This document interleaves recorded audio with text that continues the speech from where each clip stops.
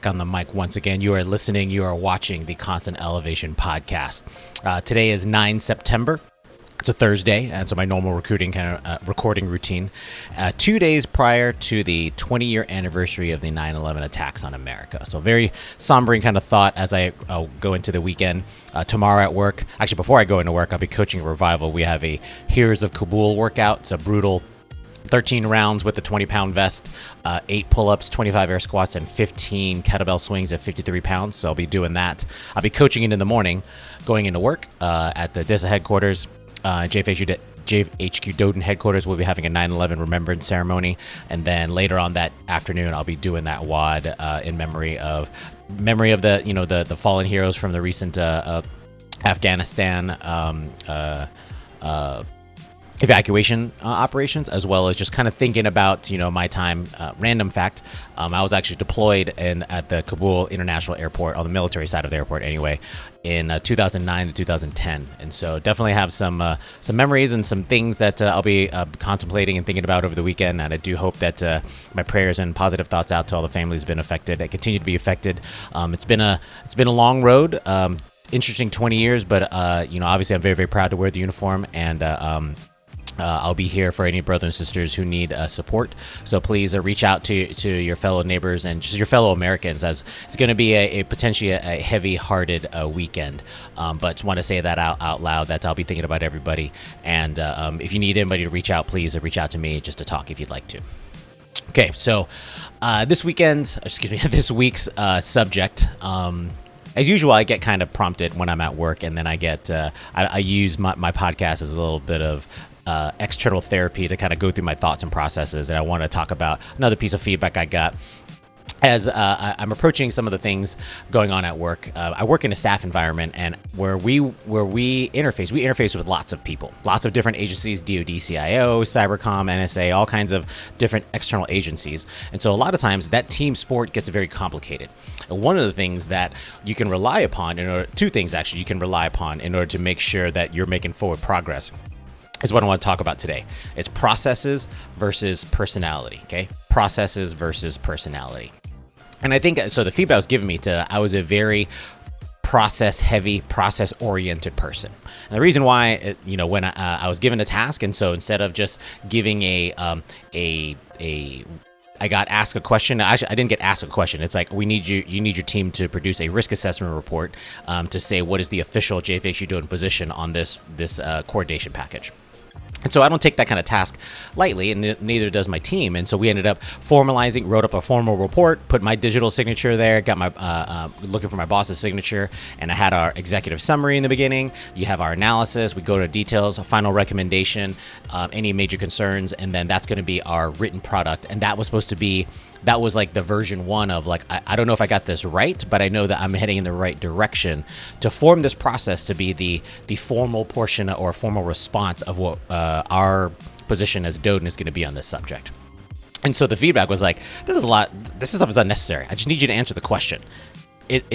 Are there any high risk concerns with this package? And if so, what are they, and how are they mitigated? And a couple other questions, like just answer those small, less than 5 questions. And I'm like, okay, good. That's good. Now that I understand that. And so the feedback was like, well, we don't need this formal report. We just need you to answer the fucking question. I was like, oh, okay. Now I know that. And so the team and I, we're still formulating and trying to find that balance, because I still want my team to do that report, because I need them to do something repetitive, and I need them, not repetitive, but like it's standardized. It's an idea of this is a repeatable process. This is something that we can continue to, spiral develop and make sure that like, here's our cut as far as what are the important pieces. That way we can have this process and improve upon it as time goes on. And so the idea was like, well, making sure when we communicate to senior leadership, obviously you want to do like the bluff and get to the point kind of stuff. And I'm like, I understand that part. So I can do that in email and to make sure it's going up. And it was interesting. I was like, are we doing this via email? Because that's the previous leadership. I called it Dante's Inferno. It's the process-oriented one. It's like, no, you had to hit this decision board to this decision board to this one, and then you can finish it. It was like a week and a half to try and get an answer.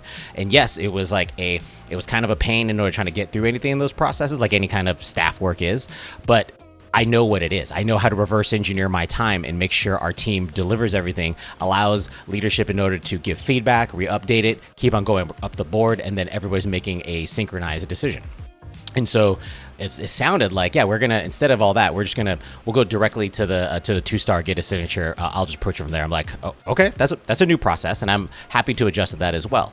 But again, that's not just magically accomplished. Like, our team has to reverse engineer our timing, tempo, expertise, and weight of effort in order to meet those things. And so regardless if we're going to be skipping processes, there's still a process. And so that's where I want to call it a fallback or my comfort blanket. Like, I know there's a reason why and a positive benefit to processes, because if I establish a process correctly, what can happen is the process can happen without me being there. I don't need to be the single point of failure to make sure this project or task or anything like that makes forward progress. I just wanted to get it done.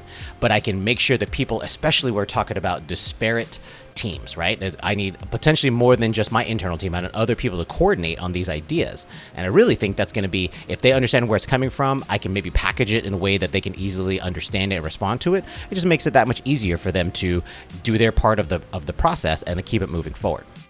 And so that was part of my logic of why, especially in a team environment, that's kind of key, that process kind of things do give a version of stability and a version of forward progress that can be positively used if properly utilized. So the other side of the coin is personality, right? So personality becomes a lot more less rigid, I'll say. It becomes a thing of, if you could just talk to me about this thing. You don't have to come up with a point paper or presentation. You don't have to do any like Microsoft Office product at all. Just talk to me. And if you can convince me, if we can have a conversation, I understand what you're saying, you convince me this is the right way to go, that's all you need to do. And I can take it from there and we keep on moving forward. And so those personality things, I feel confident in those environments as well. I do, however, understand that, like, because it's personality dependent, it's going to be depending on who's the communicator and who's the transmitter and who's the receiver, because you have to be you meet Johnny or Jane on the spot for you to understand the personality and the relationships between you and the other person in order to tailor your message correctly, as well as making sure they understand it and hit the high points that are most important to them. Understanding maybe their background is not on the technical side, maybe their background is not on the command and control side. Depending on where they're at, you have to be able to kind of duck and dodge and make sure that you give them the right information. So there's nothing wrong with that, but that is very dependent on the person. Like I said, it's going to be dependent on the person as well as the receiver. That relationship really has to be on point in order for a personality-driven organization, I guess, to work. So it's a struggle. It's a struggle, and I think the title of this, it might be, it's probably not going to be, but it might be process versus personality, and it's not. I guess my lesson for this week is, it's not a versus. It's not a process or personality. It's not which one is going to be better than the other. They really end up becoming two things that you need to utilize to your advantage whenever you need to. So the analogy, because it was actually funny. Someone asked me earlier, it was like 2 weeks ago, they asked me, like, do you officers always talk in analogies? I was like, what are you talking about? He's like, we had this new lieutenant colonel show up at work, and he starts talking to me, and then he says, do you like football? And I said, yeah. And then he starts going off in all these football analogies. I was like, well, good on this cyber guy actually talking about sports. I'm really happy about that. But potentially, yes, officers like to talk in analogies, or speak in analogies, I should say, because we want to make sure that we are trying to... Our thoughts and ideas are being articulated, hopefully in a manner that the audience can understand. And sometimes analogies work, and it is one of those default things that me as well, that I like. I love telling stories and I love telling analogies. So here's my analogy. And so it's actually a Cherokee legend, okay? And so Native American Cherokee. And it talks about this idea. You might have heard the legend of the two wolves, and it talks about a grandfather, an older elder within a Cherokee tribe, explaining to his grandson or younger generation about, like, at any point in time, any human being has two wolves that are constantly fighting, and one wolf is going to be considered evil. It has anger, ego, aggression. A lot of negative characteristics. I'm not going to list them all, but, like, you imagine, like, some of the things that just make potentially a person unpleasant, or things that you just know that are not kind characteristics for a person. So that's going to be one wolf.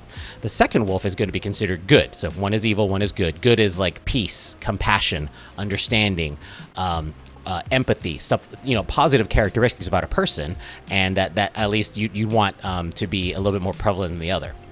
And so those two wolves are constantly fighting within each other and every human being on Earth. And so the younger person says, like, well, who's going to win that fight if they're always fighting? And the elder said, well, it's the one that you feed. So pretty straightforward, right? What I'll put in the YouTube description link below, as well as the show notes, is there's a different interpretation, actually to the point where I actually got this. Not kidding. I have maybe I'll make this the album cover of this episode. I have a tattoo of two wolves on my right thigh. I got it in Alaska on purpose because I really identified with this legend.